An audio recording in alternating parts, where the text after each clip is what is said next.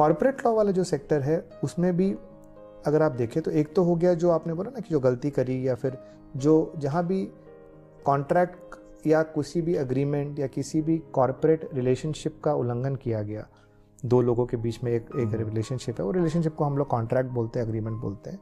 तो वहाँ पर एक दोनों के बीच में एक डिफ़ॉल्ट होता है या कहीं कुछ होता है, तो उसको आप लीगल सिस्टम में लेके जाते हैं और जो भी जुडिशरी डिसाइड करती है। कॉर्पोरेट लॉ में ये भी आता है आजकल, इनफैक्ट अब नहीं, पिछले 20 साल से है, जहाँ आप मर्जर्स एंड एक्विजिशंस, कंपनीज के IPOs निकलते हैं, जिसे हम कैपिटल मार्केट्स की प्रैक्टिस करते हैं। तो कॉर्पोरेट लॉ भी खुद में बहुत वाइडेंड है। तो वो बहुत बड़ी दुनिया है। जैसे मेडिकल में भी आपकी स्पेशलाइजेशन, सुपर स्पेशलाइजेशन वैसे ही अब लॉ में भी हो गया। There are lot of avenues. तो corporate law in simple words is where you are dealing with companies. Corporate जरूरी नहीं है कि कोई बहुत बड़ी, हम सिर्फ इंडिया के टॉप 50 कॉर्पोरेट की बात कर रहे हैं। Corporate law will be applicable to any corporate entity, मतलब प्राइवेट लिमिटेड कंपनी हो, आपकी लिमिटेड कंपनी हो, LLP हो, उन पे इम्पैक्ट करता है।